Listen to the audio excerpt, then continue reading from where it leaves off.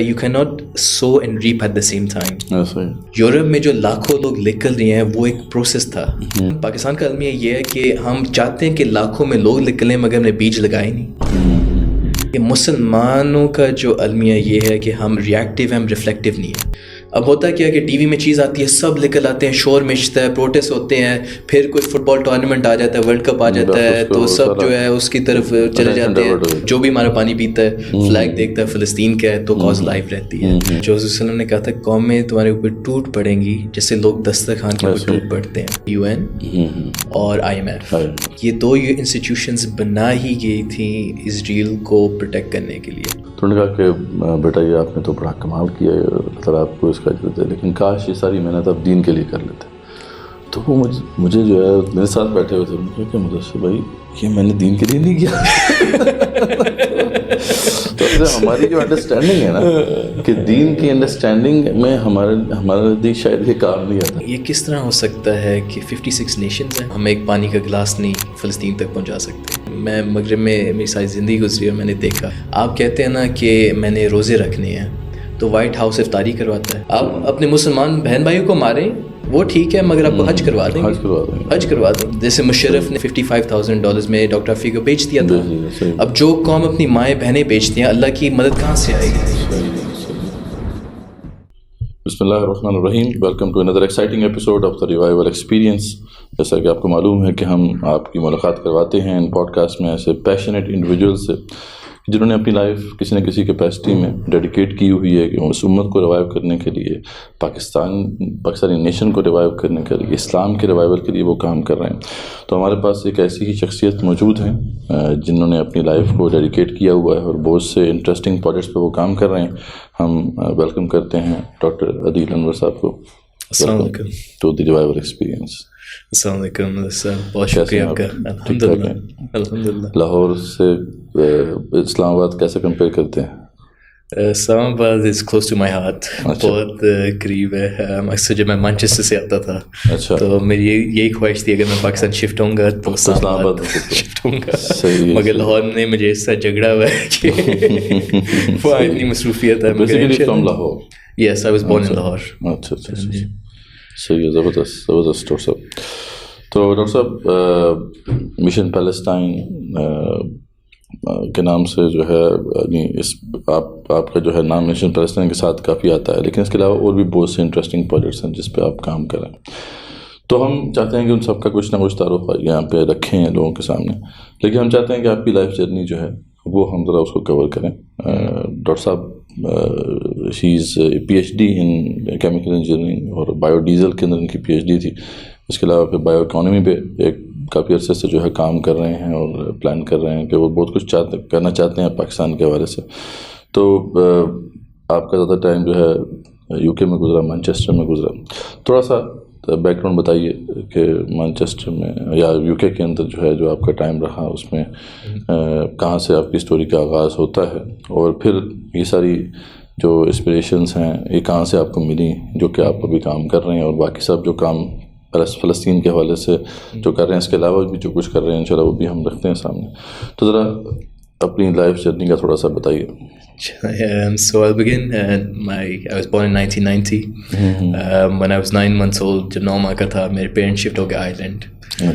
میرے فادر جو ہے انہوں نے نیشنل میڈیکل کالج سے وہ MBBS کیا تھا, تو اپنی فردر ڈگریز کے لیے وہ آئرلینڈ شفٹ ہوئے ٹریننگ کے لیے. تو آئرلینڈ میں ہم 5 سال رہے. تو سلائگو, گالوے, ڈبلن, ان شہروں میں ان کی 6 منتھ کی روٹیشن ہوتی تھی تو ہم شفٹ کرتے رہتے تھے. پھر اس کے بعد then we move to Birmingham, England shift ہو گئے. برمنگھم میں چند عرصہ گزارا. پھر میں لاہور بھی آیا تھا 1995 سے لے کے 1997 تک, 2 سال یہاں لاہور میں. تو نانی نانا کے ساتھ, اس سے میرے پیرنٹس وہاں سیٹل ہونے کی کوشش کر رہے تھے تو بچے سنبھالے نہیں چاہ رہے تھے ہم, وی آر ہینڈفل. تو اس وجہ سے دے سینٹ اس ٹو لاہور. پھر اس کے بعد 1997 میں ہم دوبارہ گئے تو بولٹن ہم نے 1-2 سال گزارے اور پھر اولڈم میں 20 ایئرس. اچھا اچھا. تو آپ کہہ لیں 20 ایئرس گریٹر مانچسٹر میں میرا ٹائم گزرا.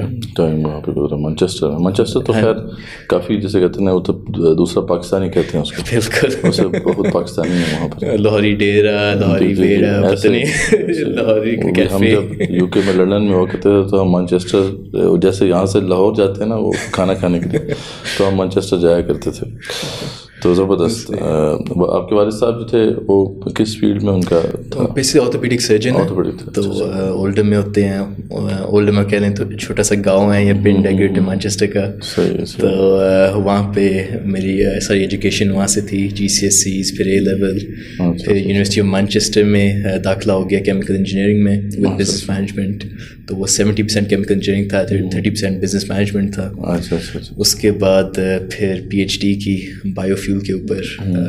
تو الحمدللہ 8 سال یونیورسٹی مانچسٹر میں گزارے. And then in December 2017 I came to Pakistan. اچھا اچھا. یہ اکثر دیکھا گیا ہے کہ جو اگر پیرنٹس جو ہیں وہ ڈاکٹر ہوتے ہیں تو وہ چاہتے ہیں کہ بچے بھی ڈاکٹر بنیں. تو آپ کے اوپر پریشر تھا یا ایسا کوئی پریشر نہیں تھا؟ تو بہت انٹرسٹنگ اسٹوری ہے, میں آفن شیئر کرتا ہوں اپنے کورسز میں. خاص طور پہ فائنڈنگ یور پرپز کا میں کورس کرواتا ہوں اس میں. تو ہوا یہ تھا کہ جب میرے A-لیولس ختم ہوئے تو میری والدہ کہتی پتر جو بھی ہو جائے ڈاکٹر بنی. ٹھیک ہے. تو میرے جو فادر تھے کہتے پتر جو بھی ہو جائے ڈاکٹر نہ بنی. He was against, although he was a doctor himself, he was completely against it. My mother, on the other hand, she had some fascination with doctors and she wanted me to become a doctor. تو میں نے ہوا یہ کہ میں نے پہلے apply کیا میڈیسن اسکول کے لیے. میں نے لیڈ, شیفیلڈ, مانچسٹر اور پتہ نہیں ایک اور جگہ تھی وہاں اپلائی کیا, لیورپول شاید. تو ہر جگہ سے ریجیکشن آ گئی. اچھا. تو حالانکہ میرے گریڈس آ گئے تھے مگر ریجیکٹ انہوں نے کر دیا. تو پھر میں نے بیٹھ کے سوچا کہ اب میں کیا کروں. تو ان دنوں میرے فادر کے ایک دوست آئے ہوئے تھے, ان کا نام ڈاکٹر خالد تھا, وہ بھی آرتھوپیڈک سرجن تھے. تو اس رات میں سوچ میں پڑا ہوا تھا کہ اب مجھے کیا کرنا چاہیے, ریجیکشنس تو آ گئی ہیں. تو اس دن میرے فادر اور میرے فادر کے دوست ڈاکٹر خالد اونچی اونچی کراٹے مار رہے تھے. سارا گھر ہل رہا تھا, اتنے زیادہ کراٹے مار رہے تھے. تو میں نے سوچا کہ میں نے ان جیسا نہیں بننا. So that was the last decision that I needed to take in order to find something else. تو پھر میں نے اپنی وہ ٹیچر کے پاس کیا, میری کیمسٹری ٹیچر تھیں اسکول میں, کالج میں. تو ان سے میں نے کہا کہ مجھے کوئی کورس بتائیں جو بہت ہی چیلنجنگ ہو اور کسی نہ کسی طرح بزنس کے ساتھ اس کا لنک ہو. اچھا.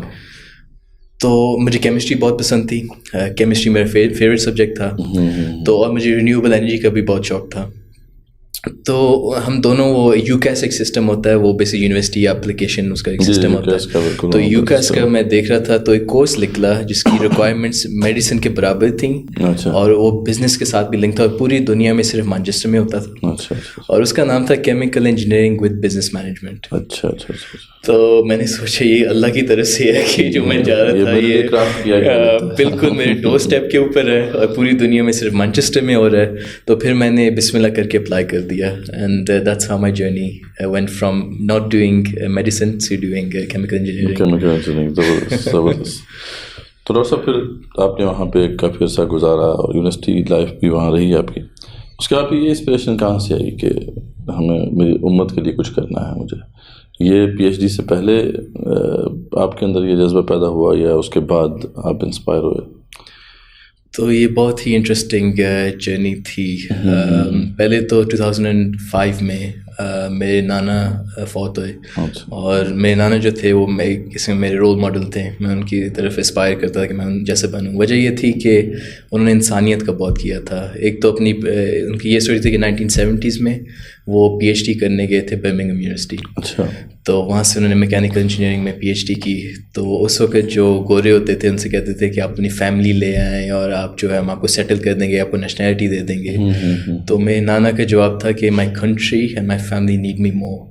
اچھا, ماشاء اللہ. تو وہ سب کچھ چھوڑ کے پاکستان آ گئے اپنے ملک کو سرو کرنے, اپنی فیملی کے لیے. تو وہ جو تھا پھر انہوں نے ماشاء اللہ اپنی زندگی میں کافی کچھ کیا جو میں نے دیکھا. اب جیسے ان کا جب جنازہ تھا اتنے لوگ آئے اور کہتے کہ شیخ صاحب نے ہمارے لیے یہ کیا تھا, ہماری بیٹی کی شادی کروائی, ہمیں پلاٹ لے کے دیا. ہمارے فیملی ممبر کو پتہ ہی نہیں تھا, اتنا بڑا جنازہ تھا, لوگوں نے بتایا کہ انہوں نے یہ چیز کی اور ہمیں پتہ ہی نہیں تھا.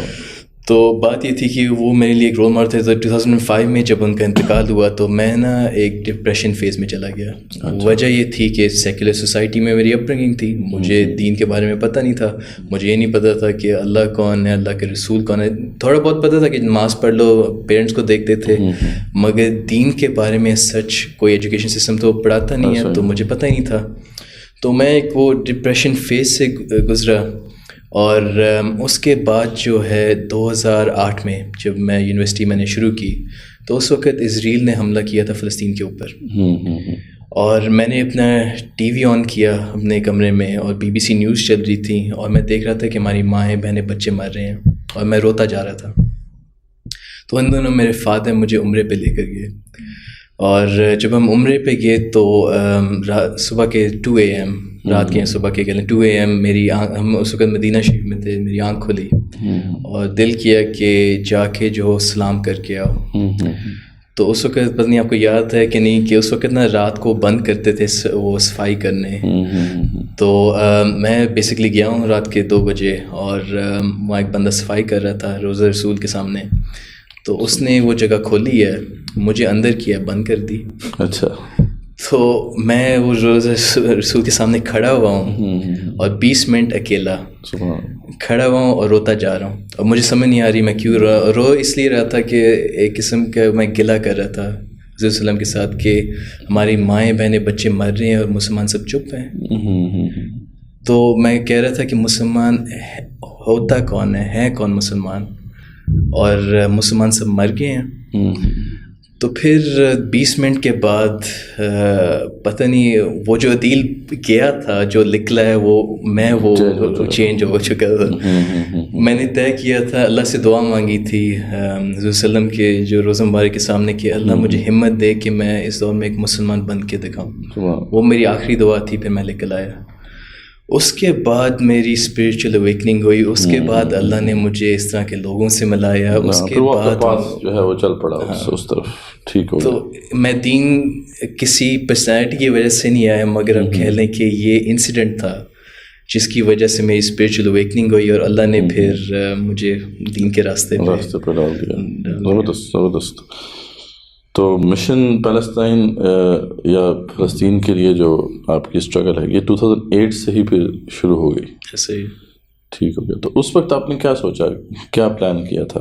یعنی امت میں نظر نہیں آ رہا کچھ, کوئی بھی اس کے لیے آواز نہیں اٹھا رہا, کیا کیا جا سکتا ہے, مجبور بہت ہیں. یہ سارے سوالات جو ہیں وہ ہر اس شخص کے ذہن میں آتے ہیں جب بھی کوئی اس راہ پہ کھڑا ہوتا ہے.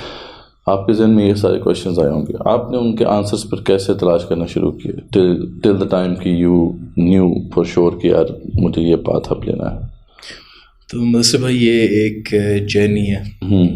بہت سی لرننگ ہوئی. کبھی میں سوچتا یہ سلوشن ہے, پھر میں اور پڑھتا تھا, پھر یہ سلوشن ہے, پھر اللہ اور راستہ دکھاتے تھے, پھر میں کہتا یہ سلوشن ہے.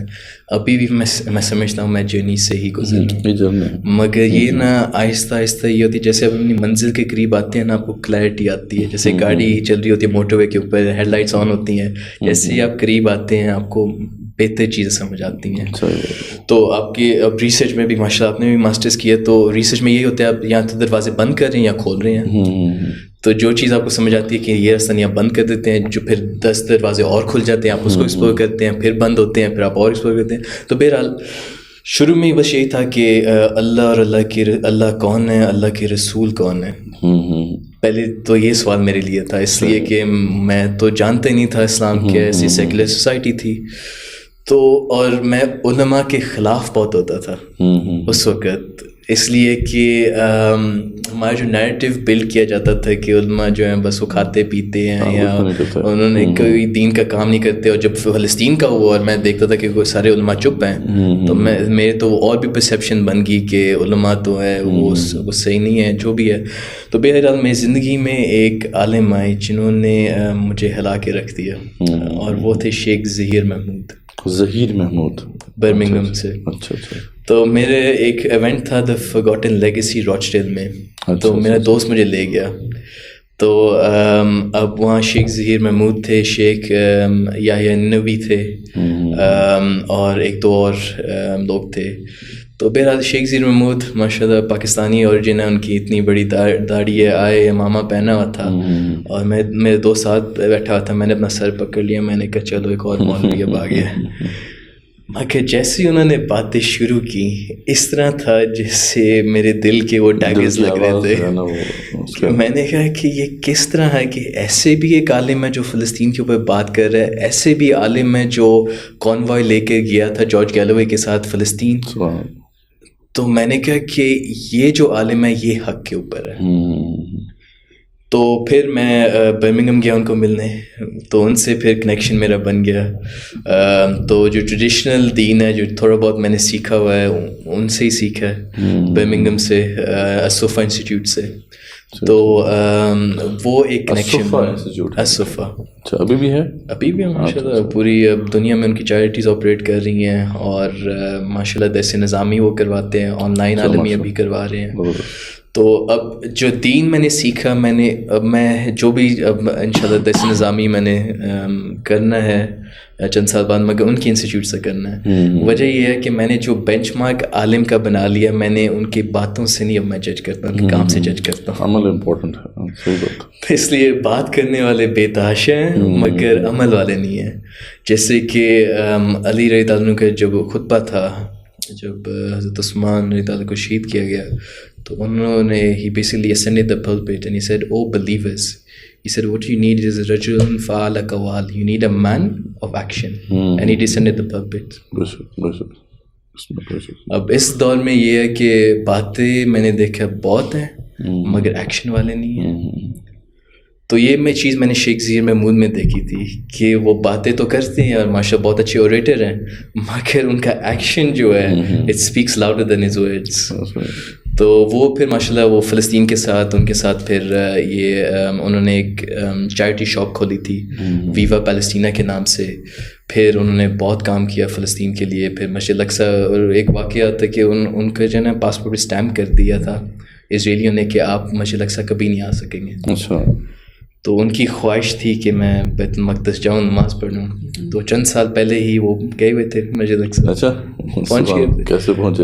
اور یہ کہ دیکھیں وہ یمکرون و یمکر اللہ خیر الماکرین, کہ ایک اللہ کا ایک ان کا پلان ہے, ایک اللہ کا پلان ہے. جو اللہ کا پلان ہے ویسے ان کا اوبیسلی وہ برٹش پاسپورٹ تھا ان کے پاس, تو وہ جا سکے پاکستان کے لیے, تو وہ ممکن نہیں ہے. مگر یہ ہے کہ آئی was really inspired by, so he was the first inspirational personality جب میں دین کی طرف آیا. تو وہ میرے لیے پہلے ہی آپ کہہ لیں پلر آف اسٹرینتھ تھے. میرے نانا کے بعد جن کی طرف میں دیکھتا ہوں شیخ ظہیر محمود تھے, اور ابھی بھی ماشاء اللہ ملاقات ہوتی ہے جب بھی وہ پاکستان آتے ہیں. تو پاکستان آتے رہتے ہیں, ہاں جی آتے ہیں. تو ان کے یہاں بھی چیریٹی ہے, اسلام آباد میں چیریٹی ہے ان کی, الصفا ریلیف. اچھا الصفا. انہوں نے ان کا اسکول ہے وہ یتیم بچوں کے لیے, آرفنس کے لیے. تو ماشاء اللہ is doing an amazing job. تو انہوں نے بیسک مفتی تقی عثمانی کے ساتھ کراچی میں پڑھا ہے, پھر انہوں نے ساؤتھ افریقہ سے پڑھا ہے, پھر انہوں نے یو کے سے پڑھا ہے. 3 کانٹیننٹس میں انہوں نے پڑھا ہے. So this is why I was really inspired by him. تو ان کا جو پرسپیکٹیو ہوتا ہے چیزیں, حالانکہ میرے اور ان کے ڈفرینسز ہیں ابھی بھی ہیں, مگر ہمارا لو اینڈ رسپیکٹ اتنا زیادہ ہے کہ ڈفرینسز میٹر نہیں کرتے. تو جیسے کہ وہ جیسے ڈیموکریسی اور ان چیزوں پہ ان کا ہے, میرا ذرا اپینین کچھ اور ہے. پھر جب ہم سود کے اوپر آتے ہیں تو یہ میں دینار و درہم کی طرف زیادہ ہوں, وہ ان کا ہے. تو یہ کہ ڈفرینسز ہیں, مگر ہمارا جو لو اینڈ رسپیکٹ ہے وہ differences. He was the first personality religious, یعنی اس بیک گراؤنڈ کے ساتھ جو پرسنالٹیز ہوتی ہیں جنہوں نے آپ کو انسپائر کیا, ان سے آپ نے سیکھا. ٹھیک ہو گیا. تو اس کے بعد پھر آپ نے وہاں پہ فلسطین کے والے سے کچھ انہیں کے اسٹارٹ کیا ہوا انیشیٹو تھا جس کے ساتھ آپ نے کام کیا, یا کیا پریکٹیکل اسٹیپس آپ نے کیا لیے تو فلسطین کے حوالے سے؟ یونیورسٹی آف مانچسٹر جو ہے, جن لوگوں کو پتہ ہے, مانچسٹر ہے home of Zionism. Home of Zionism کیوں مانی جاتی ہے؟ وجہ یہ ہے کہ اسرائیل کا جو پہلا پریزیڈنٹ تھا جس کا نام تھا ہائم وائزمن, وہ تھا مانچسٹر سے. ٹھیک ہے. اب یونیورسٹی آف مانچسٹر میں ریلیز نکلا کرتی تھیں 2008 میں. ابھی جو لاکھوں میں لوگ نکل رہے ہیں نا, یہ ایک پروسیس تھا. جو میں پاکستانیوں کو سمجھانے کی کوشش کر رہا ہوں. چند لوگوں کو سمجھ آ رہی ہے, چند کو ابھی تک نہیں آ رہی. دیکھیں, ایک سیزن ہوتا ہے جب آپ سو کرتے ہیں, آپ بیج لگاتے ہیں. ایک سیزن ہوتا ہے جب آپ ریپ کرتے ہیں, آپ کاشتکار جو ہوتا ہے آپ وہ اس کو یوٹیلائز کرتے ہیں. مگر آپ سیڈ جو ہے you can not sow and reap at the same time. Europe میں جو لاکھوں لوگ نکل رہے ہیں وہ ایک پروسیس تھا. جو ہم بیج ہم نے لگائے تھے 2008 میں, اب جو آپ کو لاکھوں لوگ نکل رہے ہیں وہ ایک سارا جرنی تھا. اب وہ جرنی کیا تھا کہ یونیورسٹیز میں سیمینارز کروائے تھے تاکہ مسلمانوں کو کم از کم اویئرنیس آئے, اور نان مسلمز بھی آتے تھے, اور نان مسلمز ہمارے سے زیادہ ایکٹیو ہوتے تھے, اس سے ان کو انسانیت کی زیادہ ہوتی ہے. تو بات یہ ہے کہ وہ پروسیس تھا. مسئلہ پاکستان کا المیہ یہ ہے کہ ہم چاہتے ہیں کہ لاکھوں میں لوگ نکلیں مگر ہم نے بیج لگائے نہیں. یونیورسٹیز میں کتنے لوگوں کو پتہ کہ ایشو ہے کیا؟ یونیورسٹیز میں فیکلٹی کو نہیں پتہ ہوتا ایشو کیا ہے, تو اسٹوڈنٹس کو کہاں سے پتہ چلنا ہے؟ ہاں, ہسٹری کا پتہ ہی نہیں ہے کہ کیا ہے, بس اتنا پتہ ہے کہ کانفلکٹ ہے بس, اور سبھی کانفلکٹ کہتے ہیں وہ, مطلب جیسا کہ ہم فیڈ کیا گیا. اب دوسری مصیبت بات یہ ہے کہ ہم اس کو ایمرجنسی کہتے ہیں. اب ایمرجنسی وہ ہوتی ہے جو شارٹ ٹرم آپ کو پتہ ہی نہیں اچانک سے ہو. ٹھیک ہے, جو چیز 70 سال سے چلی آ رہی ہے اور جو جینوسائڈ ہوتا ہے وہ راتوں رات تو نہیں ہوا. اب اس کو ہم ڈکلیئر کرتے ہیں ایمرجنسی, اور اس طرح پھر شارٹ ٹرم آرگنائزیشنز بنتی ہیں, لوگ گروپ ہوتے ہیں, پھر ٹھنڈے ہو کے بیٹھ جاتے ہیں. ٹھیک ہے, اب یہ بات میں علماء کو کہتا تھا UK میں کہ مسلمانوں کا جو المیہ یہ ہے کہ ہم ریئیکٹیو ہیں, ہم ریفلیکٹیو نہیں ہیں. جب مسلمان ریفلیکٹیو ہوتے تھے تو اللہ نے ہمیں کامیابی دی, جب ہم ریئیکٹیو ہو گئے تو ہم ان کے غلام بن گئے مغرب کے. اب ہوتا کیا کہ ٹی وی میں چیز آتی ہے, سب نکل آتے ہیں, شور مچتا ہے, پروٹیسٹ ہوتے ہیں, پھر کوئی فٹ بال ٹورنامنٹ آ جاتا ہے, ورلڈ کپ آ جاتا ہے, تو سب جو ہے اس کی طرف چلے جاتے ہیں, تو پھر سب چپ کر کے بیٹھ جاتے ہیں. تو یہ جو پیٹرن ہے نا, اس کو توڑنے کے لیے اب میں نے پاکستان میں اسٹریٹجیز بنائی ہیں. اب اور مین چیز ہے کہ اس چیز کا نا کنٹینیوسلی اس کو کاز کو لائیو رکھنا, کنٹینیوسلی. جیسے یہ کمپنیز جو ہے ملٹی نیشنل, کوک, پیپسی, اپنے کاز کو, اپنے برانڈ کو لائیو رکھتی ہیں, اسی طرح ہم نے اس کاز کو لائیو رکھنا ہے. ہم نے ان چیزوں کے ساتھ جوڑ دینا ہے ان شو نیسیسٹیز ہے. اس سے میری جو بائیکاٹ کی ریسرچ تھی اس سے 2 چیزیں نکلی تھیں کہ they have targeted our necessities and they have made things our necessities.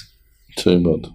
کس طرح کہ انہوں نے نیڈو ملک جیسے پاکستان میں ہے, بچہ کی تو نیسیسٹی ہے, اس کو ٹارگیٹ کر دیا ہے. مگر جیسے کوک, پیپسی, 7 اپ ہیں, ان کو ہماری نیسیسٹی بنا دی ہے. بچے کے سامنے آپ کوک رکھیں, آپ پانی رکھیں, وہ کوک لے گا, پانی نہیں لے گا, حالانکہ پانی نیسیسٹی ہے. ٹھیک ہے, تو بات یہ کہ یہ ان کی اسٹریٹجی تھی زائنزم کی کہ انہوں نے کارپوریٹوکریسی کے تھرو انہوں نے جو ہے مارکیٹ کیپچر کرنی ہے, اور انہوں نے جو ہے ہماری نیسیسٹیز کو ٹارگیٹ کرنا ہے, اور جو چیز ہماری نیسیسٹی تھی اس کو نیسیسٹی بنا دینا ہے. So this is Y Pakistan میں جیسے یہ مسٹ واٹر ہم نے لانچ کیا ہے, اس کے جو CSR ہے, کارپوریٹ سوشل رسپانسبلٹی, ہم فلسطین کو فیملی اسپانسر کرتے ہیں. تو اب اس طرح کے پروجیکٹس میں کر رہا ہوں تاکہ یہ کاز لائف رہے. کاز لائف, اب جو بھی ہمارا پانی پیتا ہے, فلیگ دیکھتا ہے فلسطین کا ہے, تو کاز لائف رہتی ہے. جو بھی جن کے بھی گھروں میں ہمارے پانی جاتا ہے, جب وہ گلاس بھر رہے ہوتے ہیں, جھنڈا دیکھتے ہیں, کاز لائف رہتی ہے. تو اسی طرح اب میری خواہش ہے, ایسے جب میں نے طے کیا تھا میں پاکستان آؤں گا, میں نے یہ طے کیا تھا کہ میں انٹرپرینورشپ کی طرف آؤں گا, تو میں جو بزنس کروں گا فلسطین کے ساتھ جوڑوں گا. تو سب نے مجھے کہا کہ نہیں دیکھیں وہ الگ چیز ہے, مگر وہ نہیں دیکھ رہے تھے جو مجھے نظر آ رہا تھا کہ جب ہماری امت جاگے گی اور ان کو اللہ ہدایت دیں گے تو ان کو سمجھ آ جائے گی کہ ایک حق کا راستہ, ایک باطل ہے. کاز کو لائیو رکھنا ہے. اور ایک اور چیز جو بہت بڑا مسئلہ ہے کہ ہمارے ہاں امت کے اندر جو ہے اسٹریٹجک تھنکنگ, اس کا بہت بڑا فقدان نظر آتا ہے. کہ وہ جیسے آپ نے کہا کہ ہم ریئیکٹیو ہیں, بس ایک چیز ہوئی اس کے بعد تھوڑا بہت ریئیکشن دکھا دیا, لیکن وہ جو ایک مائنڈ سیٹ ہے کہ یار نہیں, ابھی آج سے آپ نے سوچنا ہے کہ اس سچویشن سے ہم کیسے باہر نکلیں گے. تو وہ جیسے آپ کو وہاں نظر آتا ہے جیوز کے اندر یا زائنس جو تھے ان کے پاس, کہ وہ پہلے سے جو ہے 1000 سال پہلے جو ہے سوچ رہے ہیں کہ یار ہمیں اس طریقے سے آگے بڑھنا چاہیے. یہ چیز جو ہے امت کے اندر کیسے پیدا ہوگی؟ کیونکہ یہ جو آپ بات کر رہی ہیں تو اس کا پھر پروڈکٹ ہے نا کہ جب آپ نے اسٹریٹجیکلی سوچا تو آپ نے دیکھا کہ یار یہ ایک ایسی فیلڈ ہے جس کے ذریعے سے ہم جو ہے اس کاز کو لائیو رکھ سکتے ہیں. بٹ اگر یہ آپ اسٹریٹجیکلی نہیں سوچتے تو پھر تو وہی ریئیکشن ہوتا بس, اور وہ ریئیکشن جو ہے زیادہ دیر تک چلتا نہیں. یہ جو ہے ایشو, اس کو کیسے آپ سمجھتے ہیں کہ ریزالو کیا جا سکتا ہے؟ یہ جو المیہ ہے, یہ جو ٹریجڈی ہے, یہ ہے ہماری ایجوکیشن سسٹم کی ناکامی, فیلئر آف ایجوکیشن سسٹم. اس لیے کہ ہم انفارمیشن شیئر کرتے ہیں مگر ہم ایجوکیٹ نہیں کر رہے لوگوں کو. اور اصل جو ایجوکیشن آپ کے مائنڈ کی نہیں ہے, آپ کے ہارٹ کی ہے. پہلا اسٹیپ یہ ہے. اور اس سے ایک اور چیز میں کہوں گا کہ پلاننگ جو ہے یہ ایک سنت ہے. پلاننگ, اسٹریٹجکلی چلنا, اس کی دلیل کیا ہے, یہ شیخ زید محمود ہمیں سکھاتے تھے. حضرت ابو بکر کی جو ان کی سیرت کے اوپر کورس کرواتے تھے, اس میں ہمیں سکھاتے تھے کہ جب حضرت صلی اللہ علیہ وسلم نے ہجرت کی تو اگر آپ دیکھیں مکہ سے آپ نے مدینہ جانا ہے تو لاجکلی تو یہ بنتا ہے کہ آپ نے نارتھ جانا ہے, مگر حضور صلی اللہ علیہ وسلم اور حضرت بکر پہلے ساؤتھ کے, پھر وہ ایسٹ کی طرف گئے, پھر وہ نارتھ کی طرف گئے. کیونکہ انہوں نے اسٹریٹجکلی پلان کیا تھا. تو پلاننگ ایک سنت ہے. اور یہ جو پلاننگ کی سنت مجھے جو اقبال کہتے تھے نا کہ شریعت کے پیمانے جو ہم نے توڑے مغرب نے جا کے جوڑے, یہ ایک شریعت کا پیمانہ ہے جو مجھے پاکستان میں نظر نہیں آتا. صحیح بات. کسی بھی آرگنائزیشن میں ماشاء آپ کی آرگنائزیشن اور جو مجھے ملی تھی آپ کے جو پلان تھا, میں بہت امپریس ہوا تھا اس سے. اللہ اور برکت ڈالے آپ کے کام میں کہ آپ کی پہلی آرگنائزیشن تھی جس کا آرگنائزیشن اسٹرکچر تھا, اور یہ تھا کہ آپ کا کلیئر جو ہے پلان تھا. اسے دیکھیں قرآن میں آتا نا کہ ان اللہ لا یغیر ما بقوم حتی یغیر ما بانفسہم, کہ اللہ اس قوم کی مدد نہیں کرتے جو اپنے آپ, a nation that does not help themselves. Allah does not favor a nation until they help themselves. اور پہلی جو چیز ہے وہ پلاننگ ہے. پلاننگ ہے. So I agree, but the other thing that I will come to is کہ planning تو ضروری ہے مگر اس سے پہلے ایک پری ریکوزٹ ہے, وہ ہے ایمان. وہ کیوں پری ریکوزٹ ہے؟ اس لیے کہ سنن نبی داؤد میں جو آتا ہے کہ جو قومیں, جو حضور صلی اللہ علیہ وسلم نے کہا تھا صومیں تمہارے اوپر ٹوٹ پڑیں گی جیسے لوگ دسترخوان کے اوپر ٹوٹ پڑتے ہیں. تو صحابہ نے پوچھا کہ یا رسول اللہ ہم اس وقت کم ہو جائیں گے نمبر میں؟ حضور صلی اللہ علیہ وسلم نے کہا نہیں, تم تو اس وقت بہت زیادہ تعداد میں ہوگے مگر تمہاری جو کوالٹی ہوگی نا وہ سمندر کی جھاگ کی طرح ہوگی. انہوں نے کہا تھا کہ تمہارے دلوں میں جو ہے وہن آ جائے گا, حب الدنیا وکراہیت الموت, that you will love this world but you will fear death.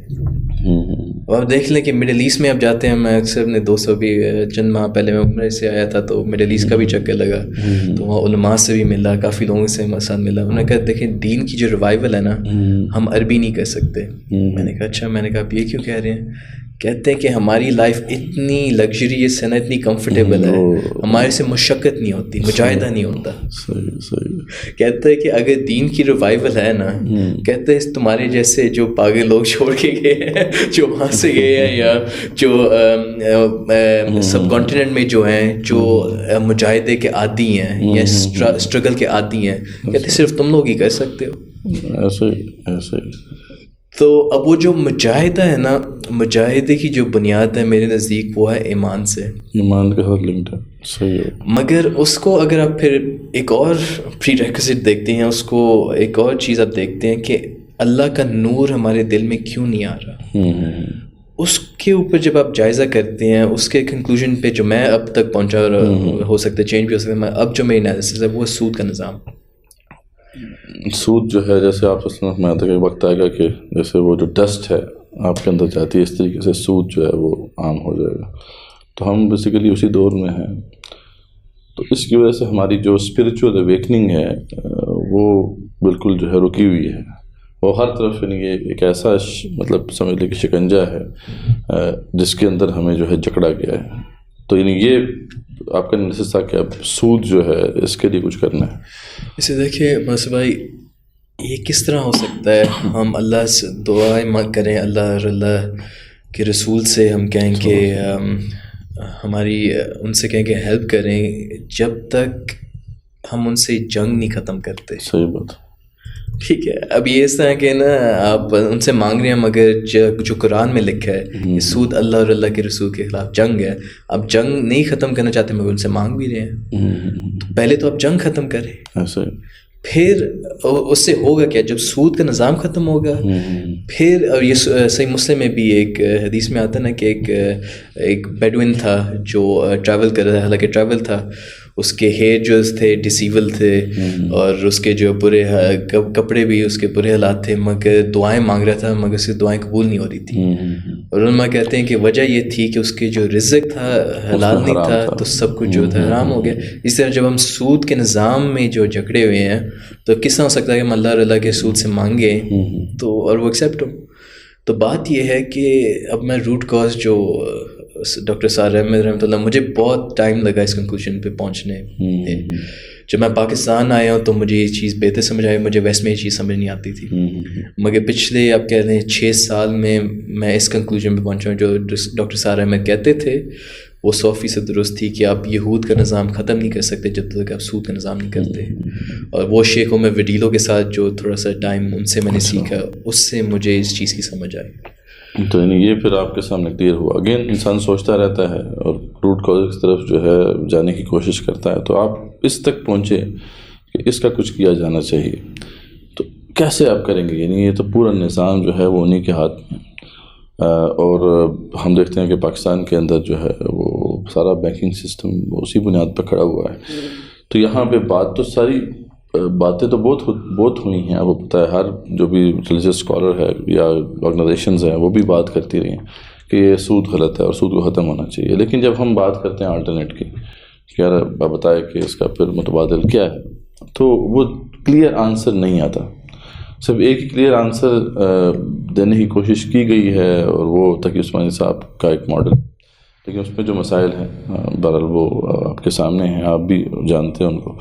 لیکن یہ ہے کہ صرف ایک ہی ماڈل کیوں ہے؟ یعنی اس پہ تو امت کو سوچنا چاہیے تھا نا. اس پہ تو 1.5 بلین مطلب ہماری اتنی بڑی امت ہے, تو اتنے بنیادی ایشو کے اوپر ملٹیپل ماڈل ہمارے سامنے ہونے چاہیے تھے, جس میں ہم دیکھتے ہیں کون سا بیٹر ماڈل ہے, ہم اس کی طرف جائیں. لیکن یہاں پہ تو ہمیں نظر آتا ہے صرف ایک ہی ماڈل ہے اور وہ بھی اس کے اندر بہت سے مسائل ہیں. تو کیسے ہم اس سے نکلیں گے باہر؟ دیکھیے میں بس یہ کہوں گا کہ کوئی جو بیماری ہوتی ہے نا, آپ اس کی روٹ کاز تک جاتے ہیں تو آپ صحیح ایڈریس کر سکتے ہیں. ٹھیک. یہ جو زائنزم ہے نا, آپ اس کی روٹ کاز پہ اگر جائیں تو ہیرٹزل ہائنگ وائزمن وہ تو تھے جو بھی انہوں نے کیا, مگر یہ جو انسٹیٹیوشنز بنائی گئی ویسٹ میں, خاص طور پہ UN اور IMF, ٹھیک ہو گیا, یہ 2 انسٹیٹیوشنز بنا ہی گئی تھیں اسرائیل کو پروٹیکٹ کرنے کے لیے, اور اب یہ ثابت ہو رہا ہے. UN کا یہ تھا کہ نیشن اسٹیٹس بنے اور سب UN کی طرف دیکھیں, ٹھیک ہے. اور اگر آپ اس کو ٹریس بیک کرتے ہیں, روتھشائلڈ فیملی, راکفیلر فیملیز تھیں جنہوں نے یہ آرگنائزیشن فنڈ کیا. صحیح بات. اور اس لیے جو واحد اسکالر مجھے جو ملے ہیں who's been able to read between the lines, جنہوں نے یہ چیز صحیح طرح میں کہتا ہوں انالیسس کیا, وہ شیخ عمران حسین ہے. شیخ عمران حسین کا جو پوائنٹ آف ویو ہے, جو قرآن میں جو لکھا ہوا ہے کہ don't makes those Jews and Christians allies, ٹھیک ہے, اس آیت کے بیسس پہ کہتے ہیں کہ مسلم ممبرشپ UN اور IMF میں پروہیبٹڈ ہے. صحیح بات, ٹھیک ہے. اب جو ہے یہ بات سمجھ نہیں آتی تھی, اب سب کو ابھی بھی جو آرگنائزیشنز اس طرف دیکھ رہے ہیں, میں ان کو ٹائم اور انرجی نہیں دے رہا. اس سے میں اس کنکلوژن پہ پہنچ گیا ہوں جو شیخ عمران حسین کا اوپینین ہے, میں اس سے 100% اگری کرتا ہوں. اب ابھی بھی لوگ کہتے ہیں کہ ICJ جائیں گے یا UN میں ہم میجورٹی بنائیں گے. دیکھیں US ویٹو کرتا ہے, وہ کہتے ہیں ٹھیک ہے, صحیح بات. اور US جو ہے, جیسے ایک اسرائیل کا پرائم منسٹر تھا, اس سے پوچھا گیا کہ آپ US کی 2nd اسٹیٹ ہیں, سوری آپ US کی 51st اسٹیٹ ہیں. اس نے کہا نہیں, وہ ہماری 2nd اسٹیٹ ہے. ٹھیک ہے, تو اسرائیل US کو کچھ نہیں سمجھتا, ٹھیک ہے, اس سے ان کی لابی اتنی پاورفل ہے. ہم US کی طرف دیکھتے ہیں, ہم UN کی طرف دیکھتے ہیں, ہمارے اپنے ادارے کہاں پہ ہیں. تو پہلے تو UN بنا جون 1945 میں, پھر دسمبر میں IMF بنی. یہ 2 انسٹیٹیوشنز انہوں نے بنائی جس کی وجہ سے پوری گلوب کو انہوں نے ڈومینیٹ کیا. صحیح بات. تو اب ہمیں اس کا ریوائز کرنا پڑے گا. ہمیں ایک جو میرا آرگنائزیشن ہے, مگر اگر کوئی اور بہتر آرگنائزیشن بنتی ہے میں اس کو سپورٹ کروں گا. United Islamic Nations, United Islamic Nations, یہ باقاعدہ آپ کی آرگنائزیشن جو آپ نے بلڈ کی, یہ کب بلڈ کیا؟ یہ تھی دسمبر 2021 میں اس کی پلاننگ شروع ہوئی تھی, اور 2022 میں ہم نے اس کو لانچ کر دیا. تو پہلے ہم نے آن لائن کیا تھا, فزیکل میں ہم نے پچھلا سال تھا پہلا سال جو ہم نے فزیکل میں سیمینارز کروائے. اچھا, ماشاء اللہ. اور اس کے بیہائنڈ جو تھاٹ پروسیس تھا وہ یہ تھا کہ جب مجھے پاکستان میں 4 سال ہو گئے تھے, تو میں ڈسمبر 2017 میں پاکستان آیا تھا, تو دسمبر 2021 میں مجھے 4 سال ہو گئے تھے. اور میں آیا پاکستان یہ سچ دین کی ریوائول کے لیے نہیں تھا. میری جو مین مقصد تھی وہ تھی پاکستان کو اپ لفٹ کرنا. کس طرح؟ بائیو اکانومی اور سوشل انٹرپرینورشپ سے.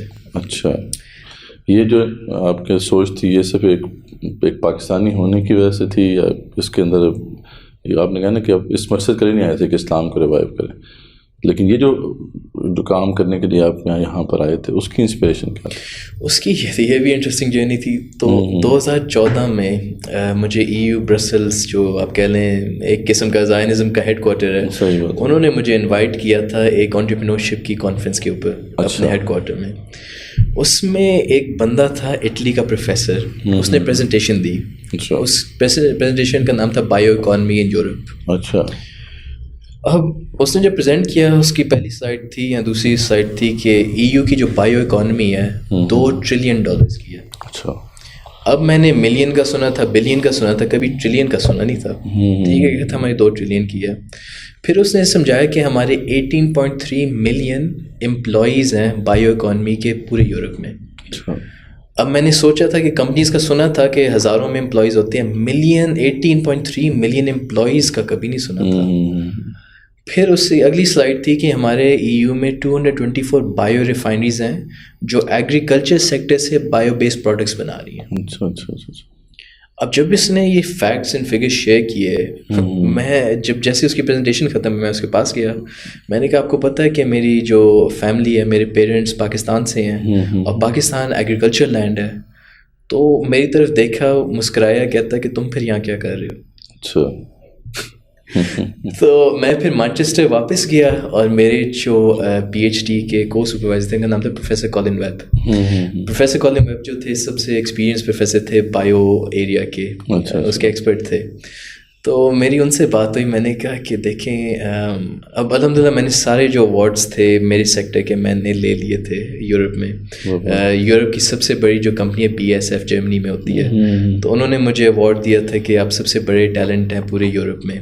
تو UK سے مجھے ایوارڈ مل گیا. پھر مجھے مانچسٹر یونیورسٹی نے ایوارڈ دیا تھا کہ آپ ٹاپ 3% ریسرچرز میں سے ہیں, 15,000 ریسرچرز میں سے. الحمدللہ مجھے ایوارڈ سارے مل گئے تھے. تو EU جو ہے مجھے ریکگنائز کر رہا تھا. تو میں نے اپنے پروفیسر کالن ویب سے مشورہ کیا, میں نے کہا دیکھیں سارے ایوارڈس لے لیے, اب میں بیٹھ کے یا تو میں پاؤنڈ کماؤں گا اور زیادہ سے زیادہ آپ کیا مجھے پرائم منسٹر بنا دیں گے UK کا. میں نے کہا مجھے کوئی شوق نہیں ہے. تو اس نے کہا جو میں تمہیں سمجھاؤں 4 سال میں, تمہیں چیلنجز کا شوق ہے. تو اس نے کہا why not you go to Pakistan. اچھا. اینڈ یو گائیڈ کیا. تو انہوں نے کہا کہ تم پاکستان جا کے یہ بائیو اکانومی کا چیلنج کیوں نہیں لیتے.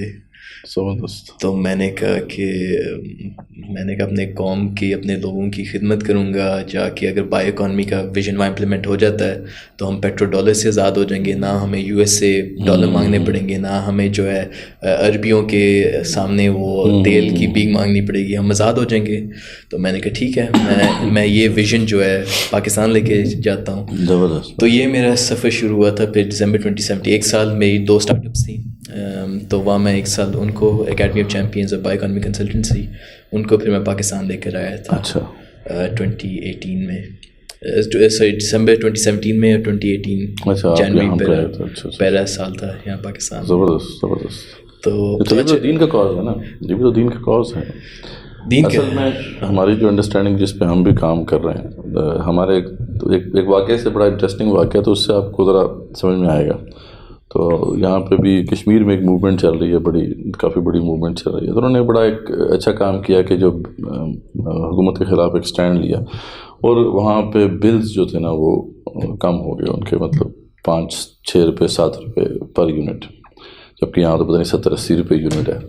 تو انہوں نے یہ کام کیا. تو وہ جو اسٹرگل ہے وہ جن لوگوں نے لانچ کی تھی اور جو ان کے مین لوگ تھے، تو ہم نے ان کو انوائٹ کیا یہاں پر. ہم نے ان کی بڑی انسپریشنل اسٹوری ہے تو وہ سب کے سامنے شیئر ہونی چاہیے. تو ہم نے وہ سب ساتھیوں کو بلایا، اپنے دینی تحریکات کے لوگ بھی تھے اس میں، اور لوگ بھی تھے. انہوں نے بڑی پیشنیٹلی اپنا بتایا کہ ہم نے اس کا آغاز کیا اور یہاں تک ہم کیسے پہنچے. تو جب انہوں نے پریزنٹیشن دے دی تو ہمارے ایک بزرگ تھے، ایک تنظیم کے ساتھ ان کا تعلق، تو انہوں نے کہا کہ بیٹا یہ آپ نے تو بڑا کمال کیا ہے اور اللہ تعالیٰ آپ کو اس کا اجر دے، لیکن کاش یہ ساری محنت آپ دین کے لیے کر لیتے. تو وہ مجھے جو ہے میرے ساتھ بیٹھے ہوئے تھے، انہوں نے کہا کہ مدثر بھائی یہ میں نے دین کے لیے نہیں کیا. تو ہماری جو انڈرسٹینڈنگ ہے نا کہ دین کی انڈرسٹینڈنگ میں ہمارے نزدیک شاید یہ کام نہیں آتا، حالانکہ یہ کام دین کا پارٹ ہے. بالکل. اب لوگوں کی جو ضرورتیں ہیں ان کو اگر پورا کرتے ہیں تو یہ عین دین کا ایک بہت بڑا جز ہے. لیکن انفارچونیٹلی ہمارے یہاں جو مائنڈ سیٹ کریٹ کیا گیا اس میں یہ جو رائٹس کی ساری اسٹرگل ہے، حالانکہ رائٹس کا سارا جو پیراڈائم ہے تو اسلامی نے دیا تھا اور ویسٹ نے تو بعد میں لیا اس سے، اور پھر اس کے بعد اس کو ایک پورا پروگرام بنا دیا انہوں نے. اور یہ شاید اسی کی وجہ سے ہے کہ ابھی بھی جو ہے وہ لوگ انسانیت کے لیے کھڑے ہوتے ہیں. لیکن یہ ہے کہ ہم تو اس سے بڑھ کر انسانیت کے لیے کھڑے ہونے والے ہیں. ہمیں تو اللہ تعالیٰ نے یہ انسٹرکشنز دی ہیں. تو یہ بھی بڑا دین کا کام ہے جو آپ نے کرنا ہے، اور بالکل انشاءاللہ اللہ تعالیٰ آپ کو اس میں جو ہے کامیاب کرے. تو اس والے سے کون سے انیشیٹیوز ابھی تک لے چکے ہیں آپ؟ تو اس کے بعد تو اسٹوری یہ تھی کہ جب مجھے 4 سال ہو گئے، میں نے منسٹریز میں بھی کام کیا، پھر UET بھی جوائن کی، ایکیڈیمیا بھی دیکھ لیا، منسٹریز کے گورنمنٹ لیول پہ بھی کام کر کے دیکھا. پھر انڈسٹری کا میں ایڈوائزر تھا، PCA میں ایک ایسوسیشن ہے 105 کیمیکل انڈسٹری کا ایڈوائزر میں رہا. تو میں نے دیکھا کہ جو ہے نا ابھی سیڈ لگانے کی ضرورت ہے، ابھی جو ہے نا ہم فروٹس ریپ نہیں کر سکتے. تو پھر میں نے سوچا کہ اب نا اگلی جنریشن کے اوپر مجھے کام کرنا چاہیے. تو اس کے لیے بیسکلی 2008 میں نے سوال کیا کہ اگر میرا آخری سال رہ گیا جینے کے لیے، میں اپنی قوم کو، امت کو کیا دینا چاہوں گا. اس سے پھر یہ یونائٹیڈ اسلامک نیشنز کا کانسیپٹ نکلا. یونائٹیڈ اسلامک نیشنز کے ویژن مشن تھوڑا سا اگر آپ بتا سکیں. تو اس کا بیسکلی یہ ہے کہ دیکھیں یہ کس طرح ہو سکتا ہے کہ 56 نیشنز ہیں اور مسلم نیشنز ہیں، اور جیسے ہم ایک پانی کا گلاس نہیں فلسطین تک پہنچا سکتے. 2 بلین، کئی کہتے 1.5، کئی کہتے 2 بلین مسلمز ہیں، اور ہم اتنے ڈیسینٹیگریٹڈ ہیں. تو اس کا جو تھا 8 ٹاپکس، وہ 8 ٹاپکس کیا ہیں وہ میں پہلے بتا دوں، مگر اس کا پری ریکوزٹ بتا دوں کہ کیا ہے. اس کا جو بیسک یہ تھا کہ دیکھیں میں مغرب میں میری ساری زندگی گزری اور میں نے دیکھا کہ آپ اگر کہتے ہیں میں مسلمان ہوں، ان کو پرواہ نہیں ہے، کوئی مسئلہ نہیں ہے. آپ کہتے ہیں نا کہ میں نے روزے رکھنے ہیں، تو وائٹ ہاؤس افطاری کرواتا ہے، ٹھیک ہے، روزوں میں بھی مسئلہ نہیں ہے، ٹھیک ہے. آپ مسجد بنانا چاہتے ہیں، وہ کہتے ہیں ہماری چرچز پڑھی ہوئی ہیں، کیش اینڈ کیریز پڑھی ہوئی ہیں، آپ مسجد بنا لیں. نماز سے بھی نہیں مسئلہ، روزوں سے بھی نہیں مسئلہ. آپ ایمان لے کر آئیں مسکین میں مسلمان ہوں، اس سے بھی نہیں مسئلہ. آپ زکوٰۃ دینے چاہتے ہیں، چیریٹی کرنا چاہتے ہیں، آپ جتنی مرضی چیریٹی کریں، چیریٹی سے بھی نہیں مسئلہ. ان کو جو ہے پھر آپ حج کرنا چاہتے ہیں. تو میرے نیبر میں ایک لڑکا تھا جو UK کی آرمی میں تھا، تو وہ باقاعدہ آپ کو عمرہ حج کرواتے ہیں. آپ اپنے مسلمان بہن بھائیوں کو ماریں وہ ٹھیک ہے، مگر آپ کو حج کروا دیں گے، حج کروا دیں گے، اور بہتر انتظام ہوگا اس کا، ٹھیک ہے. تو مجھے یہ چیز ویسٹ میں رہتے ہوئے صاف ظاہر ہو گئی تھی کہ ان کو ہمارے 5 جو پلرز ہیں اسلام سے، اس سے مسئلہ نہیں ہے. تو پھر بات یہ آتی ہے مسئلہ کس چیز سے ہے؟ مسئلہ اس سے تھا کہ سوورنٹی، مسئلہ سوورنٹی، ٹھیک ہے. جو مسلمان جو ہیں وہ اکٹھے نہ ہو جائیں، ٹھیک ہے. خلافت انہوں نے 1924 میں ختم کر دی. ان کو مسئلہ ہے کہ مسلمان یونائٹ نہ ہو جائیں. تو ایک چیز یہ تھی، ایک ٹاپک یہ ہے. دوسرا مسئلہ یہ ہے کہ جیسے ڈاکٹر عافیہ صدیقی یا ہمارے جو پرزنرز ہیں ان کے رائٹس نہیں ہیں. جیسے مشرف نے $55,000 اکارڈنگ ٹو گارڈن ڈف $55,000 میں ڈاکٹر عافیہ کو بیچ دیا تھا. اب جو قوم اپنی مائیں بہنیں بیچتی ہیں، اللہ کی مدد کہاں سے آئے گی؟ صحیح. تو ہم کہتے ہیں نا کہ اللہ کی مدد، اللہ کا ایک اصول ہے کہ جو قوم اپنی عزت نہیں کرتا اللہ اس کو عزت نہیں دیتے. تو جو قومیں اپنے لوگوں کو بیچ رہی ہے ڈالرز میں, تو اللہ کی مدد کہاں سے آئے گی؟ صحیح بات. تو پہلے سوورینٹی کا میرا نہیں تھا, مگر اس کو میں نے ریوائز کیا تھا. پہلے 7 کازز تھے مگر 8 آ گیا. میں نے سوچا اس سے بھی پہلے بنیادی چیز جو ہے وہ سوورینٹی ہے. سوورینٹی کے بعد کہ ہم نے اپنے لوگوں کی عزت کرنی ہے, پھر اللہ کی مدد آئے گی. ڈاکٹر عافیہ کے صدیقی کا کیس. اس کے بعد تھا فلسطین. ٹھیک ہے, فلسطین آ گیا اس لیے کہ 3rd موسٹ ہولی سائٹ ہے. اگر ہم نے اس کو گوا بیٹھے تو کس نام کے مسلمان کا ہم فائدہ کیا ہے؟ اس کے بعد سود کا نظام. ٹھیک ہو گیا. سود کا نظام جب تک ختم نہیں کریں گے تو پھر اس کے بعد پیٹرو ڈالر. ٹھیک ہے, پیٹرو ڈالر ایسی چیز ہے جو بتائی نہیں جاتی. منوپلیز جو بنی ہوئی ہیں کارپوریشنس کی, اور پیٹرو ڈالر کا بتایا ہی نہیں جاتا. تو اس کے اوپر پھر اس کے بعد reviving lost legacy. Reviving lost legacy. اچھا, ان لیگیسی سے مراد ہماری جو گولڈن ایج ہے اور وہ سارا معاملہ. تو وہ میری انسپریشن جو شیخ ظہیر محمود کے بعد جو میری لائف میں آئے وہ تھے پروفیسر سلیم الحسنی.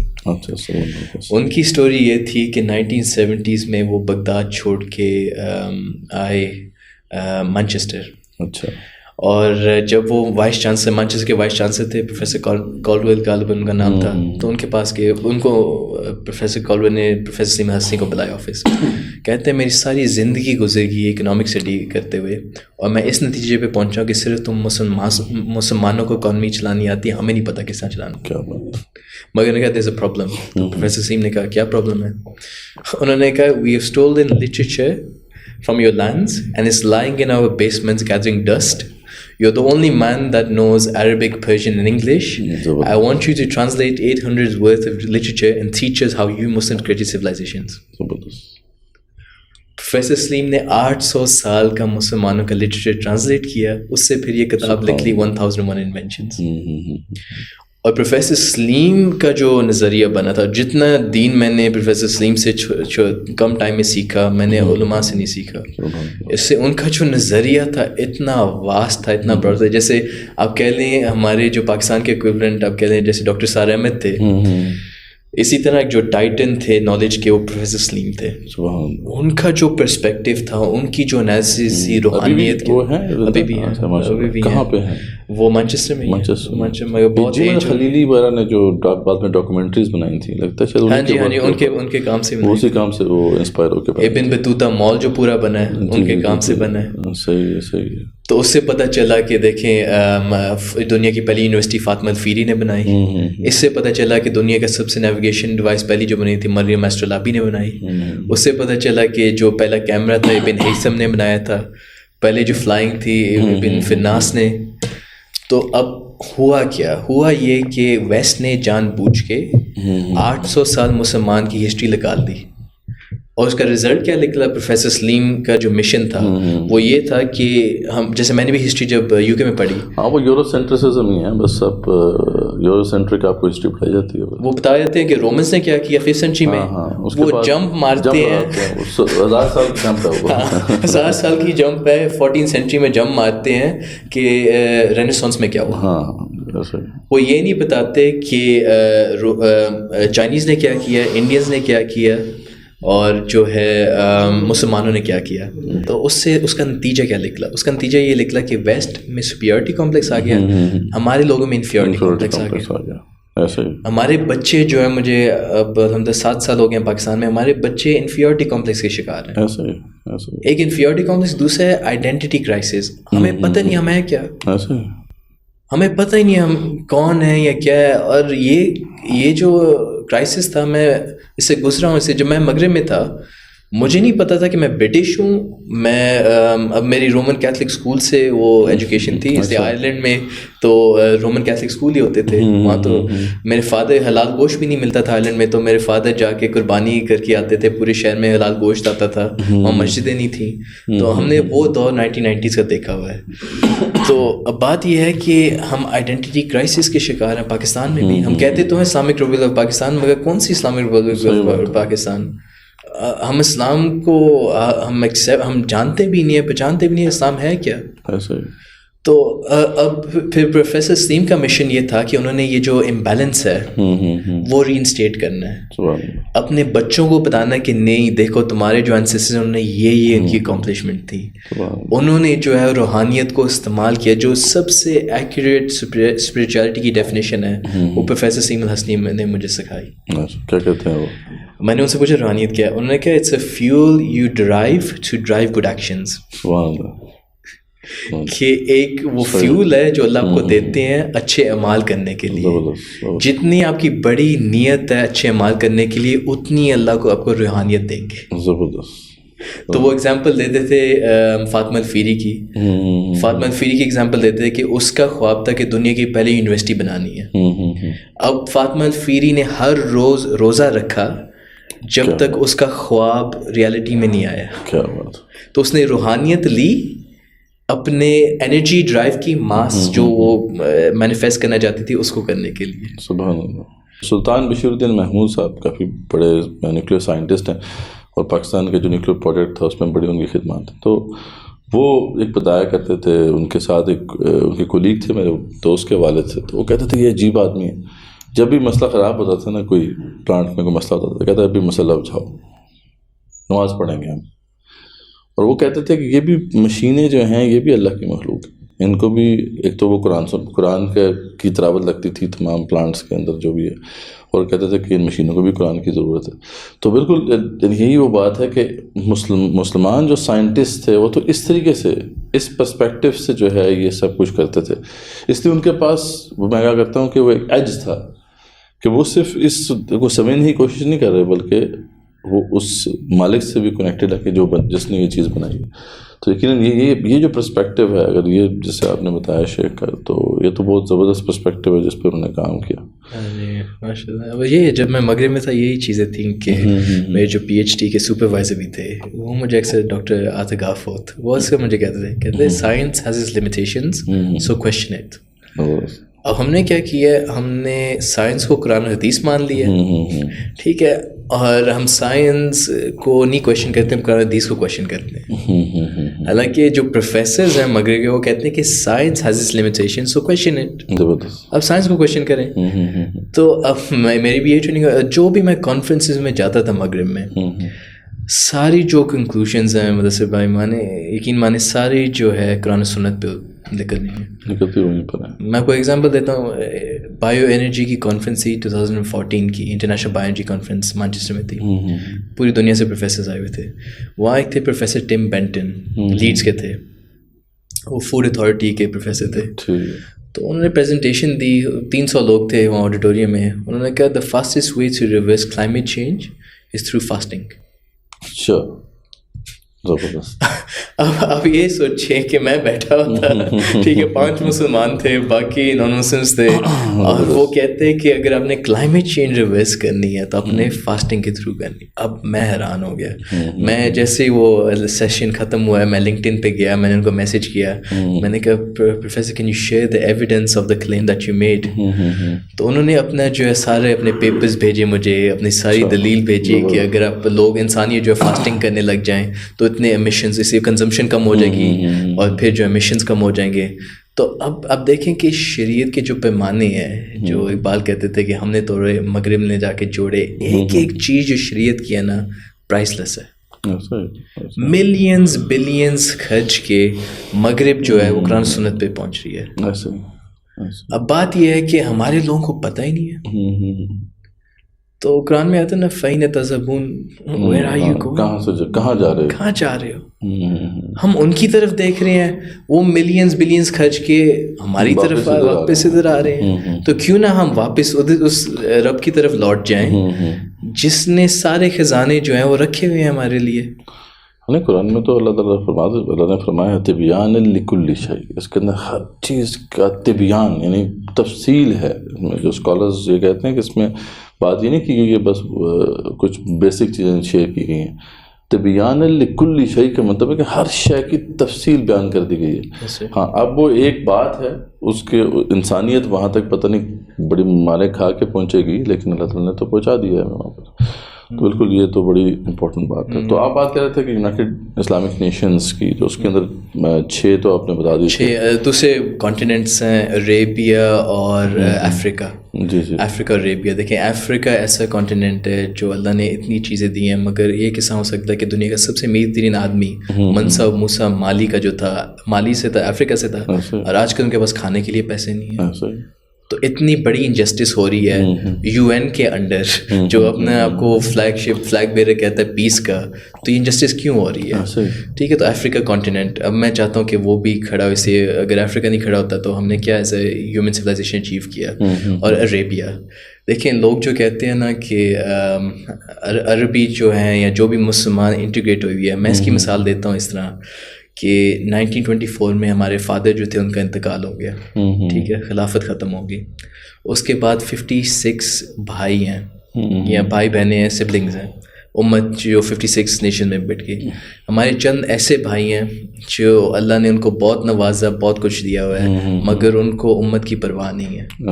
ٹھیک ہے, ایسے ہمارے بھائی ہیں جو افریقہ میں ہیں, جو ان کے پاس اتنے ریسورسز ہیں مگر ان کے پاس کھانے کے لیے نہیں ہے. ایسے ہمارے بھائی ہیں جو جنگجوئے ہیں, جن کو جہاد کا شوق ہے, مگر ان کے پاس شاید اتنی آپ کہہ لیں ایولیوشن آف تھاٹ پروسیس یا پلاننگ نہیں دی ہوئی, اسٹریٹجک پلاننگ نہیں دی ہوئی.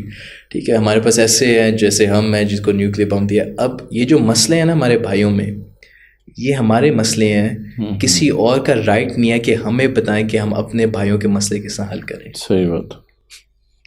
یہ یو این کا مینڈیٹ نہیں ہے, یہ یورپ کا مینڈیٹ نہیں ہے, ای یو کا مینڈیٹ نہیں ہے کہ ہمیں بتائے کہ ہم نے اپنے گھر کے مسئلے کس طرح حل کرنے ہیں. یہ ایز اے بردرہڈ ہم نے آپس میں حل کرنے ہیں. ٹھیک ہے, اسی ہم ایک امت ہیں. تو یہ انسیپشن ہے یونائٹیڈ اسلامک نیشنز کی, یہ بنیادیں ہیں کہ اگر ہم ان 8 ٹاپکس, اور یہ 8 ٹاپکس میں فرقہ واریت نہیں آتی, اس میں کوئی جو ہے وہ شیعہ سنی بریلوی دیوبندی صوفی سلفی یہ چیزیں نہیں ہیں. ٹھیک ہے, سود کا نظام سب کو افیکٹ کرتا ہے, فلسطین کا کاز سب کو افیکٹ کرتا ہے, سوورینٹی سب کو افیکٹ کرتا ہے, ڈاکٹر عافی صدیقی پرزنر کا سب کو افیکٹ کرتا ہے, ریوائیونگ لاس لیگیسی اس میں یہ نہیں آتا کہ صرف فرقے کا آتا ہے, سب کو افیکٹ کرتا ہے. یہ جو پیٹرو ڈالر کا ہے سب کو افیکٹ کرتا ہے. تو یہ اس کا کاز تھا. زبردست ڈاکٹر صاحب. اچھا, بس آخری کچھ 1-2 پوائنٹس. ایک تو کچھ آپ نے بتایا آپ کا کلینک بھی ہے, تو میں تو پہلے آپ کے بارے میں یہ سمجھا تھا کہ آپ کوئی مطلب MBBS ڈاکٹر ہیں, لیکن بعد میں پتہ چلا کہ آپ کا جو آپ کی PhD تو کیمیکل اس کے اندر کیمیکل انجینئرنگ میں ہے. تو یہ جو ڈاکٹر والا معاملہ ہے یہ کیا ہے, اس پہ تو تھوڑا سا پتہ اٹھائیں. تو میں میڈیکل ڈاکٹر نہیں ہوں, میں بیسکلی ایک نیچرل ہیلر ہوں. نیچرل ہیلر, تو نیچروپیتھ, ہولسٹک نیچروپیتھ ہوں. ٹھیک. تو میں کس طرح اس فیلڈ پہ پہنچا, اس کی بھی پیچھے ایک پوری ایک جرنی ہے. اور یہ جرنی یہ تھی کہ 2012 میں جو میں نے اپنی ماسٹرز ختم کی, تو ڈاکٹروں نے NHS کے ڈاکٹرز وہاں ہوتے ہیں, GPs ہوتے ہیں, آپ GPs کے پاس جاتے ہیں. تو ہو کیا رہا تھا کہ مجھے کرونک فٹیگ سنڈروم تھی, میرے جو کنٹریز کنٹریکٹ کر گئے تھے, جو میں کھاتا تھا باہر آ جاتا تھا, میرے آرگنز جو تھے 1 by 1 وہ شٹ ڈاؤن ہو رہے تھے. تو پھر میں 2012 کی بات ہے, یہ وہ وقت تھا جب PhD کمپلیٹ کر لی تھی آپ نے؟ ماسٹرز. اچھا, ماسٹرز کمپلیٹ, PhD شروع ہو گئی تھی. ٹھیک ہے. تو اس کے وہ ٹرانزیشن فیز میں یہ چیزیں میرے ساتھ ہو رہی تھیں. اور جو NHS کے ڈاکٹرز تھے انہوں نے 1.5 years سارے بلڈ ٹیسٹ کیے, سارے اسکین کیے, انہوں نے جواب دے دیا, انہوں نے کہا ہمیں نہیں پتہ کہ کیا مسئلہ ہے. پھر میں ہارلی اسٹریٹ گیا, ہارلی اسٹریٹ کے جو ایکسپرٹس تھے انہوں نے سارے بلڈ ٹیسٹ 3500 pound ایک دن کا دیا, انہوں نے فل باڈی MRI اسکین کیا, سارے بلڈ ٹیسٹ کیے, انہوں نے بھی جواب دے دیا. انہوں نے کہا ہمیں نہیں پتہ کہ تمہارے میں مسئلہ کیا ہے, ہم اس کا علاج بھی نہیں دفعہ بتا سکتے. تو آخری جو ڈاکٹر تھا, کارڈیولوجسٹ کنسلٹنٹ تھا ہارلی اسٹریٹ میں, سب سے ایکسپیرینس ڈاکٹر وہاں کا تھا. اس نے کہا کہ in my history, entire history career, I've only seen one patient like you. He said that has symptoms that were like yours, and he said do not waste any more money and time with those doctors. We don't know how to treat you. He said he found solution through these quacks, these naturopaths, natural healers, allergy testing practitioners. اس نے کہا آپ وہ راستہ اختیار کریں, کہتے ہیں آپ کو اگر حل ملنا ہے وہاں سے ملنا ہے, میڈیکل کمیونٹی سے ہم نے سب کچھ کر لیا, ہمارے پاس علاج نہیں ہے. تو بہرحال پھر میرا وہ جرنی شروع ہوا انرجی میڈیسن کی طرف, بایو انرجیٹکس کی طرف. پھر میں نے فنکشن میڈیسن سیکھی, تو میں نے 6 months میں اپنی باڈی پوری ہیل کر لی. تو ساری جو میڈیسن کی کمیونٹی تھی وہ حیران تھی, سارے جو پروفیسرز تھے وہ حیران ہو گئے کہ تم تو موت کے منہ سے نکلے ہو, تم کس طرح تم نے اپنے آپ کو ہیل کیا ہے. تو مجھے ہیوی میٹل پوائزننگ ہوئی ہوئی تھی. ہیوی میٹل پوائزننگ کہاں سے ہوئی ہوئی تھی؟ میں ایکسپیریمنٹس کر رہا تھا ایک پاؤڈر کے ساتھ جو زیگولائٹس کو کہتے ہیں. اس میں وہ نینو پورس ہوتا ہے, ایلومینیم کانٹینٹ بہت ہائی ہوتا ہے.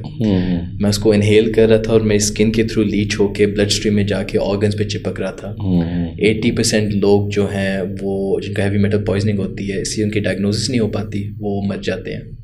تو اللہ نے مجھے موت کے منہ سے نکالا. اور یہ تھا کہ جب میں عمرے پہ تھا میں اکثر یہی دعا مانگتا تھا کہ اللہ مجھے, ایسے میں اتنی اذیت میں تھا, میں نے اللہ سے کہا تھا کہ مجھے موت آنی ہے مجھے موت دے دیں, اگر نہیں آنی تو مجھے کوئی حل بتائیں تاکہ جن لوگوں کو ڈاکٹرز جواب دے دیں میں ان کا پھر علاج کروں.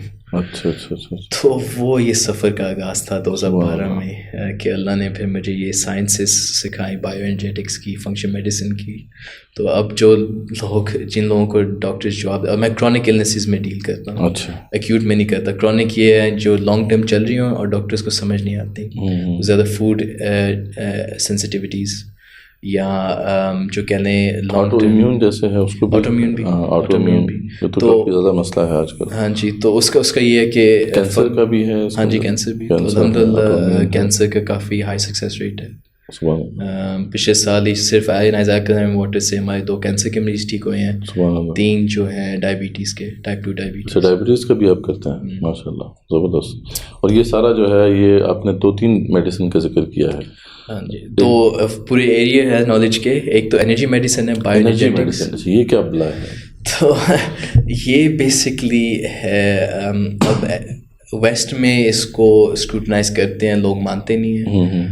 میں اس لیے بلیو کرتا ہوں اسے, میں تو اس سے ہی مجھے وہ ریلیف ملا.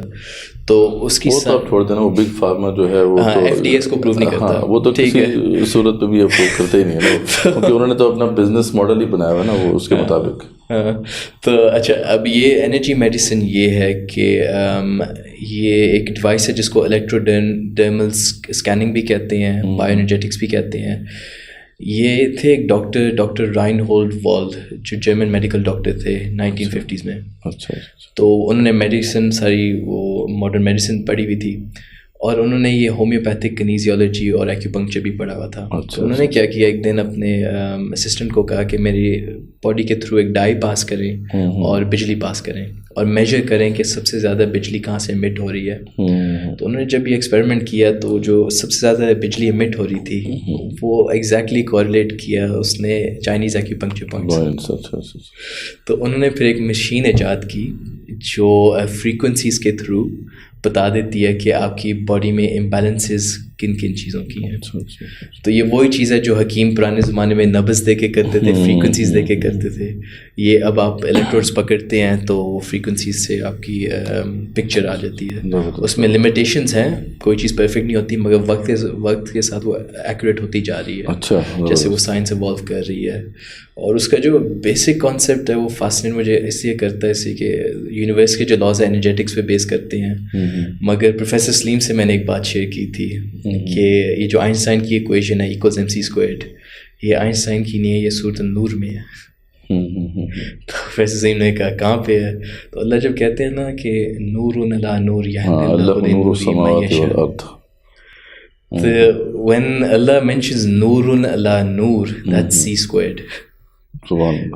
یہد اللہ لنورہ من یشاء, I guide to my light whom I please. تو اس کے اوپر باقاعدہ میں پورا ایک کورس کرواتا ہوں 20 hours کا اس سائنس کے اوپر, جو اگلے مہینے ہے ماشاء اللہ. تو اس کا نام ہے آرٹ آف سرونگ. تو اسلام اسے دیکھیں, کی کا جو کانسیپٹ ہے ریکی کا جاپان میں ہے, چھی کا کانسیپٹ ہے چائنیز میں, ٹھیک ہے. مگر اسلام میں جب ہم دیکھتے ہیں ہم بلینک ہو جاتے ہیں, مگر یہ ایگزسٹ کرتا ہے, مگر ہمارا کانسیپٹ نور کا جو فوٹونز ہوتے ہیں. اب انرجی میڈیسن کا اس طرح تعلق ہے. ایسے دیکھیں, پہلے اگر کسی کو ٹیومر ہوتا تھا بایولوجی کے تھرو یا فزیکلی اس کو ریموو کرتے تھے, پھر کیمو تھراپی آ گئی ہے, فارماسیوٹیکل انڈسٹری کیمیکلی کرتی ہے. یہ جو ہے سائنس یہ ہے فزکس کے ساتھ اس کا لنک. اچھا تو آپ فریکوینسی سے کرتے ہیں. فریکوینسیز کے ساتھ. دس از ان اے نٹشل یہ انرجی میڈیسن ہے, بایو انرجی. یہ انرجی میڈیسن ہے. ٹھیک ہے. اور دوسرا جو آپ نے کہا, جو دوسرا جو ہے وہ ہے فنکشن میڈیسن. اچھا. تو فنکشن میڈیسن کی اسٹوری یہ ہے کہ ڈاکٹر مارک ہائمن ہے جو بل کلنٹن کے فزیشین ہوتے تھے. تو ان کو سارے میرے والے سمٹمس تھے, مگر وہ میڈیکل ڈاکٹر تھے. اچھا. تو وہ چائنا میں کام کر رہے تھے, ان کو سارے میرے جو سمٹمس ہیں ان کے ساتھ تھے. وہ پھر کیلیفورنیا واپس گئے اور انہوں نے اپنے کالیگ سے کہا, اپنے باقی ڈاکٹر سے کہا کہ دیکھو میرے ساتھ یہ سمٹمز ہیں اور مجھے اس کا حل نہیں پتہ چل رہا. تو ان کے بھی کالیگس نے جواب دے دیا جیسے مجھے میڈیکل ڈاکٹرز نے دیا تھا. تو مگر ڈفرینٹ یہ تھی کہ وہ میڈیکل ڈاکٹر تھے, میں پی ایچ ڈی کر رہا تھا. تو انہوں نے کیا کیا, انہوں نے تھیوری ایک آپ کے لیے انوینٹ کیا انہوں نے بیسکلی کہا کہ اگر آپ ایک سیل کو ہیل کر سکتے ہیں, آپ کی باڈی میں 30 ٹریلین سیلز ہیں, تو اگر آپ ایک سیل کو ہیل کر سکتے ہیں پوری باڈی کو ہیل کر سکتے ہیں.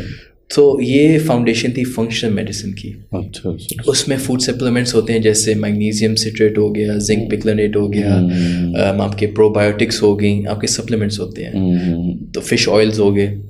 تو آپ جب اپنی باڈی کو سرٹن اماؤنٹ آف کوانٹیٹیز میں سپلیمنٹس دیتے ہیں, آپ کی باڈی کے سیلز خود بخود ہیل ہونے لگ جاتے ہیں. تو میں نے انرجی میڈیسن اور فنکشنل میڈیسن سے اپنے آپ کو ہیل کیا. اور یہی پھر جن لوگوں کو پاکستان میں اور پوری دنیا سے ویسے میرے پاس لوگ آتے ہیں جو ڈاکٹر جواب دے دیں, میں ان سائنسز کے تھرو ان کو ہیل کرتا ہوں. یہ دو, تیسرا بھی کوئی ہے؟ مین چیز یہ دو ہیں, فنکشن میڈیسن اور انرجی. ہجامہ, یونانی طب, یہ ساری چیزیں میں اسٹوڈنٹ ہوں ان کا, تو وہ پتہ ہے. مگر مجھے جو سب سے زیادہ ریزلٹس ملتے ہیں کوئکسٹ ان دونوں سے ملتے ہیں. سبحان اللہ. ڈاکٹر صاحب بہت شکریہ آپ کا, آپ نے اپنے قیمتی وقت میں سے وقت نکالا. آئی نو کہ آپ کی بہت سی کمٹمنٹس ہیں اسلام آباد میں, تو آپ you are welcome here always. جب بھی آپ آئیں تو انشاءاللہ یہ جو آپ کے جو انٹرسٹنگ پروجیکٹس ہیں جس پہ آپ کام کر رہے ہیں, اور آپ کی جو انسپریشنل اسٹوری ہے, یہ جو آپ نے ذکر کیا میڈیسن کے حوالے سے, اور آپ اس پہ کورسز بھی کرواتے ہیں آپ نے کہا کہ جی, تو انشاءاللہ اس کی ڈیٹیلز بھی ہم چاہیں گے کہ آپ شیئر کریں, تو ہم اپنی جو بھی آڈینس ہے ان سے بھی شیئر کر دیں گے تاکہ وہ لوگ بھی اس سے استفادہ کریں. باقی جو یونائٹڈ اسلامک نیشنز کا آپ کا پروجیکٹ ہے, یا اسلامک اکانومی کے حوالے سے جو آپ کام کرنا چاہ رہے ہیں, آپ کے مشن پیلسٹائن, اس کے لیے جو ہے آپ کی جو بھی ایفرٹس ہیں, اللہ تعالیٰ ان میں مزید برکت عطا فرمائے, اور ہمیں توفیق عطا فرمائے کہ ہم ان کازز میں جو ہے آپ کا ساتھ دے سکیں. تو یہیں پہ ہم کنکلوڈ کرتے ہیں. جزاک اللہ خیر. جزاک اللہ, بہت شکریہ صاحب.